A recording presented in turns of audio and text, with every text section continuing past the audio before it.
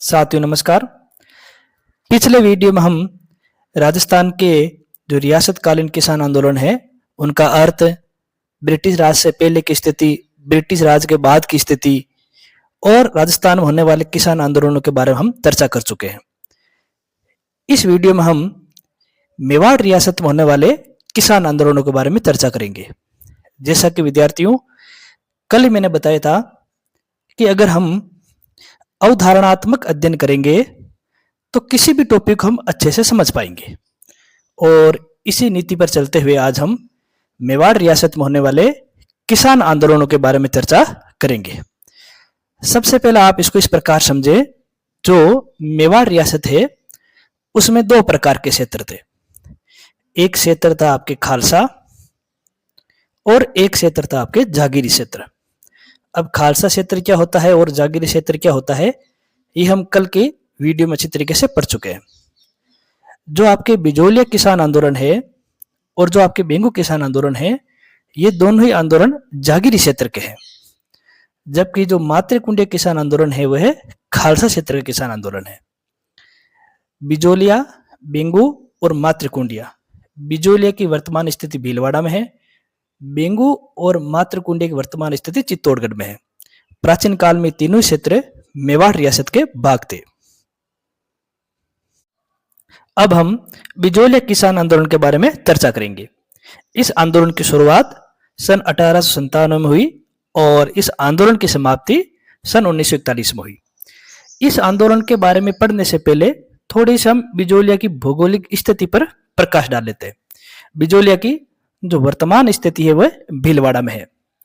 अगर हम उसकी ऐतिहासिकता को देखें विद्यार्थियों, तो प्राचीन काल में राजस्थान के इस क्षेत्र में मेवाड़ रियासत थी। आप सब जानते हो कि मेवाड़ रियासत वर्तमान उदयपुर, चित्तौड़, भीलवाड़ा, राजसमंद, इन वाले भागों में प्राचीन काल में मेवाड़ रियासत विद्यमान थी। इस मेवाड़ रियासत में एक जागीर थी और उस जागीर का नाम उपरमाल था। अब ये उपरमाल क्या है, इसको थोड़ा सा समझते हैं। जैसे विद्यार्थियों, चित्तौड़गढ़ के अंदर एक स्थान है जिसका नाम है बेंसरोडगढ़। इस बेंसरोडगढ़ से लेकर भीलवाड़ा के अंदर एक स्थान है बिजोलिया। इन दोनों के मध्य जो पठारी क्षेत्र है, जो पठारी भूमि है, उसी पठारी भूमि को हम उपरमाल के नाम से जानते हैं।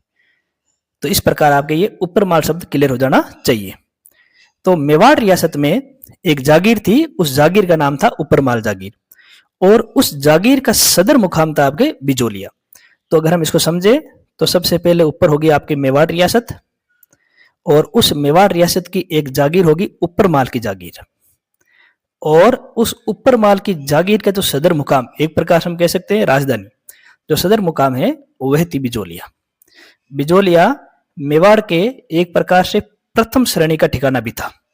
तो इस प्रकार ये आपको क्रम याद होना चाहिए। आगे अगर हम बात करें तो जो बिजोलिया के जो ठाकुर होते थे वे ठाकुर राव की उपाधि लेते थे। यहाँ इस ठिकाने में कुल 79 गांव थे और इस गांव की जो 60% जो आबादी थी वे आबादी आपके धाकड़ जाती थी। मेवाड़ के अंदर एक शासक हुए थे जिनका नाम था राणा सांगा। आप सब लोग इस नाम से परिचित हैं। राणा सांगा ने मुगलों के खिलाफ संघर्ष किया था, बाबर के खिलाफ, और बाबर के खिलाफ संघर्षों में ही जगनेर भरतपुर के अशोक परमार, जगनेर भरतपुर के अशोक परमार ने कई बार राणा सांगा की मदद की थी।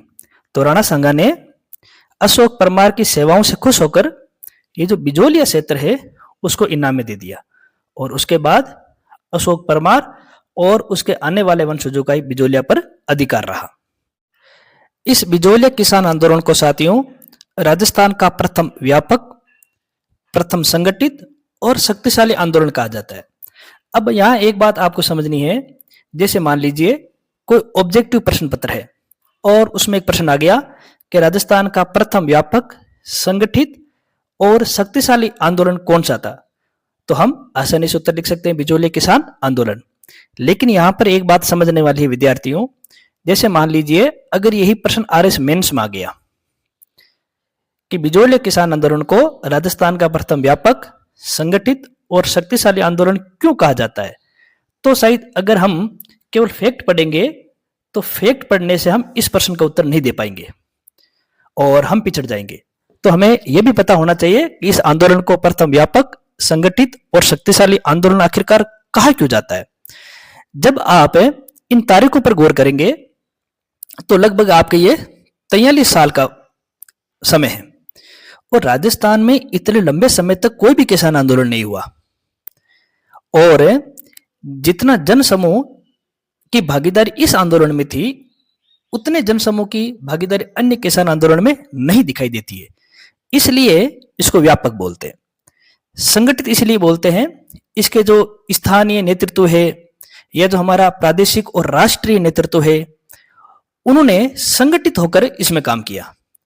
न केवल संगठित होकर काम किया बल्कि कई सारे संगठन इस किसान आंदोलन के समय बने, जैसे उपरमाल, पंच बोर्ड वगैरह वगैरह। आगे हम देखते हैं शक्तिशाली आंदोलन। शक्तिशाली आंदोलन इसलिए कि जब यह आंदोलन समाप्त हुआ 1941 में, उससे पहले कई बार बिजोलिया के राव या फिर मेवाड़ के राणा को किसानों की मांगों को स्वीकार करना पड़ा। यानी किसान और उनसे जुड़े व्यक्ति उन्होंने अपनी शक्ति का प्रदर्शन किया और राव और राणा को भी कई बार झुकने के लिए मजबूर किया। तो इस प्रकार हम ये समझ चुके हैं कि बिजोलिया किसान आंदोलन राजस्थान का प्रथम व्यापक, संगठित और शक्तिशाली किसान आंदोलन माना जाता है। हमने देखा कि जो बिजोलिया किसान आंदोलन है वे 1897 से शुरू हुआ और 1941 में समाप्त हुआ। अब हम कई पुस्तकों में पढ़ते हैं कि इस आंदोलन के 3 चरण थे, प्रथम, द्वितीय और तृतीय। इस बात को आप ध्यान रखें, जो ये चरण है वो कोई बिजोलिया के किसानों ने नहीं बनाए।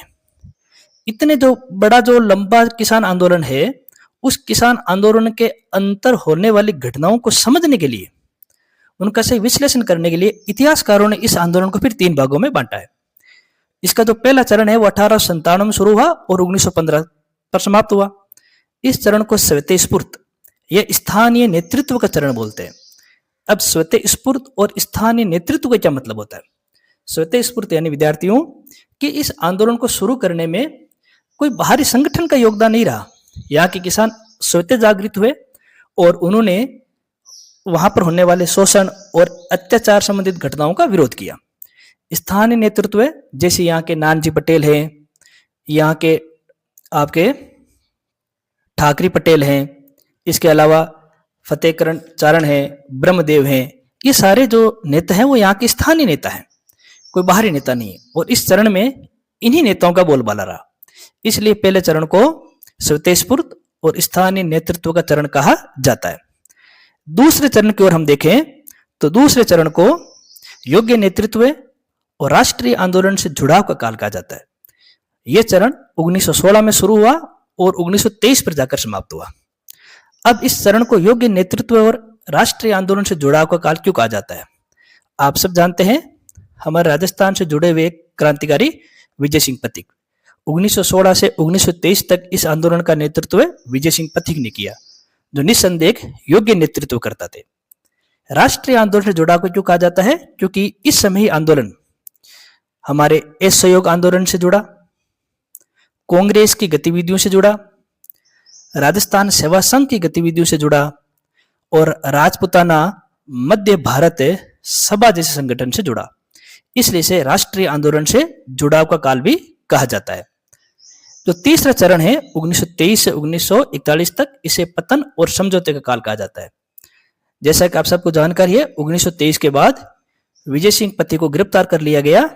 उसके बाद में आंदोलन धीरे धीरे अपने पतन की ओर बढ़ा और 1941 में किसानों, राव और महाराणा के मध्य एक समझौता हुआ और यह आंदोलन समाप्त हुआ। 1897 में जब यह आंदोलन शुरू हुआ, उस समय यहाँ के राव कृष्णदास थे, लेकिन कई बार एक प्रश्न कृष्णदास से पहले भी किसी राव के बारे में पूछ लिया जाता है। कृष्णदास से पूर्व यहाँ एक राव थे केशवदास। केशवदास के बारे में एक महत्वपूर्ण बात यह है कि इनके समय बिजोलिया पर मराठाओं ने अधिकार कर लिया था।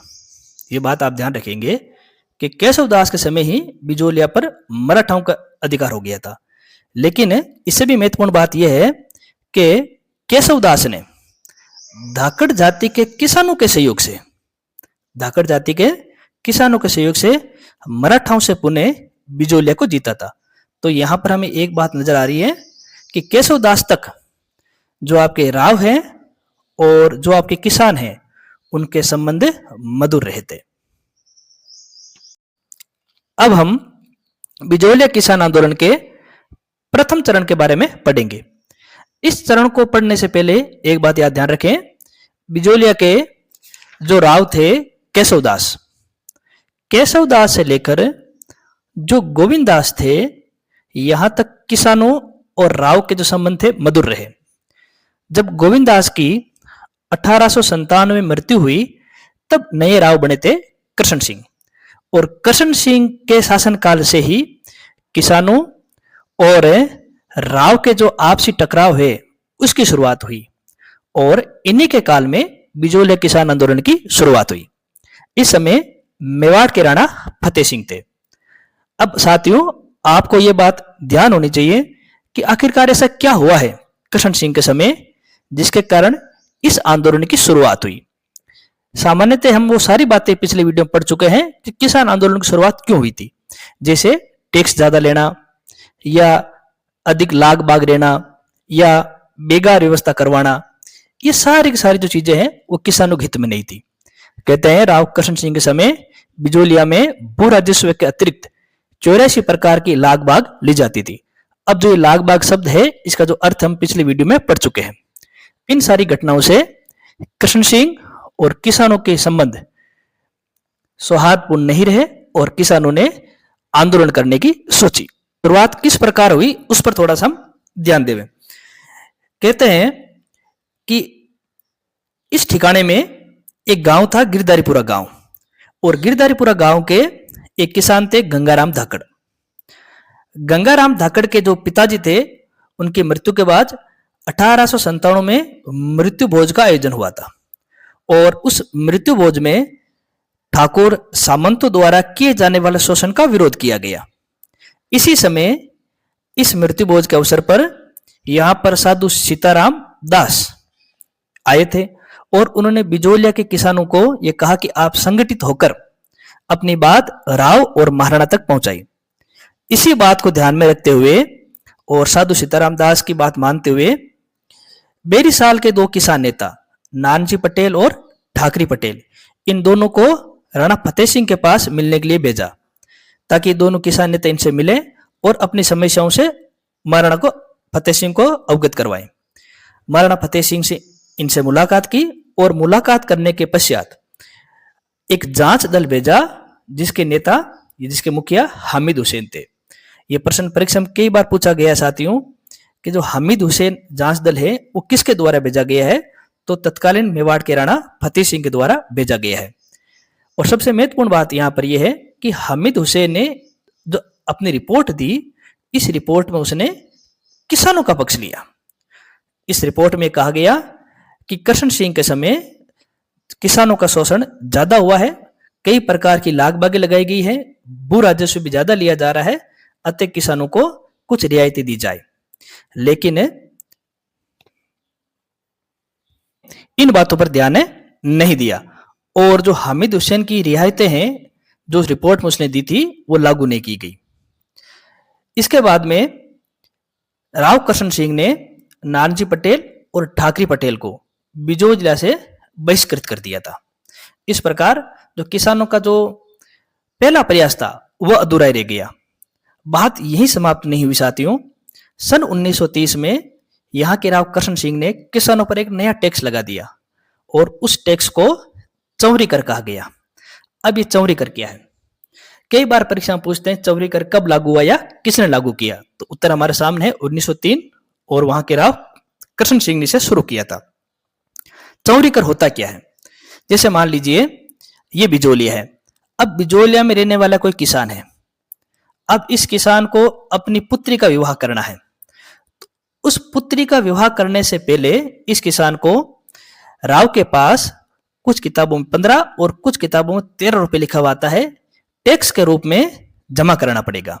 और विवाह होने के पश्चात जो आपके वर वधु हैं वो सामंत या फिर राव के पास जाएंगे, उनसे आशीर्वाद लेंगे, उसके बाद ही वधु की विदाई होगी। तो ये सारी पूरी प्रक्रिया है, ये चौरिकर के नाम से जानी जाती है। इस चौरिकर का भी बिजोलिया के किसानों ने विरोध किया और कहते हैं कि 200 कन्याओं के साथ सारे किसान राव कृष्ण सिंह के पास गए और उनसे कहा कि ये चौरिकर को माफ कर दे। लेकिन राव कृष्ण सिंह ने प्रत्युत्तर में कहा कि आप इन 200 कन्याओं को बाजार में बेच दीजिए और इनसे मिलने वाले जो पैसे हैं वो चौरिकर के रूप में मुझे दे दीजिए। इसे किसान भड़क गए और वह मेवाड़ रियासत से ही लगा हुआ क्षेत्र ग्वालियर उसकी ओर जाने लगे। जब राव कृष्ण सिंह को लगा कि स्थितियां बिगड़ रही है, तब राव कृष्ण सिंह ने किसानों के साथ एक समझौता किया। उस समझौते में उसने भू राजस्व में कमी कर दी, बेगार माफ कर दी और चौरिकर आधा कर दिया। ध्यान रखें, चौरिकर पूरा माफ नहीं किया, यहां पर चौरिकर आधा कर दिया। लेकिन ये रियायतें लागू हो उससे पहले ही सन 1906 में राव कृष्ण सिंह की मृत्यु हो गई। कृष्ण सिंह के बाद में पृथ्वी सिंह बिजोलिया के राव बने। ये सन 1906 में राव बने और 1914 तक ये रहे। राव और किसानों के संबंध और बिगड़ गए।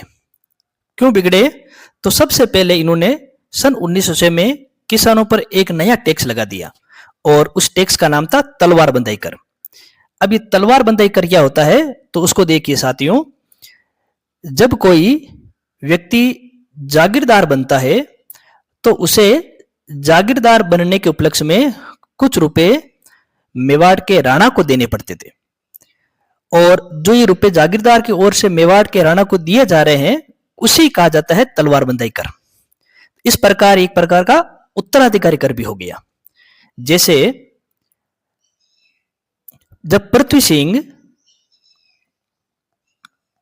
बिजोलिया के राव बनेंगे तब वह राव बनने के उपलक्ष्य में मेवाड़ के राणा को कुछ टैक्स देंगे, कुछ रुपए देंगे और यही आपके उत्तराधिकारी कर कहलाता है।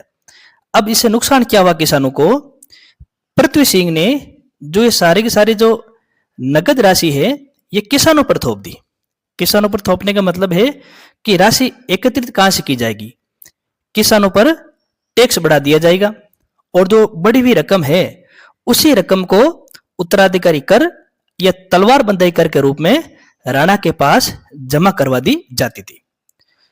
अब एक बात यहां पर सोचने वाली है कि आखिरकार ये तलवार बंधाई कर लिया क्यों जाता था? जैसे एक ये जागीरी क्षेत्र है और यहां का जागीरदार ए है।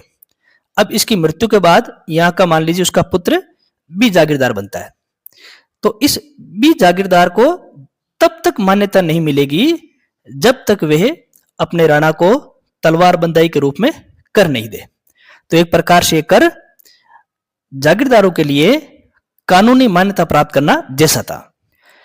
किसानों ने इस तलवार बंधाई कर का भी विरोध किया और 1913 में इसके खिलाफ विरोध प्रदर्शन भी किया और इस विरोध प्रदर्शन में वहां के स्थानीय नेता ब्रह्मदेव, फतेहकरण चारण और साधु सीताराम दास, इन तीनों ने महत्वपूर्ण भूमिका निभाई। लेकिन पृथ्वी सिंह ने इन तीनों के खिलाफ कार्रवाई करते हुए साधु सीताराम दास को पुस्तकालय के अध्यक्ष पद से हटा दिया, ब्रह्मदेव और फतेहकरण चारण को बिजोलिया से निर्वासित कर दिया।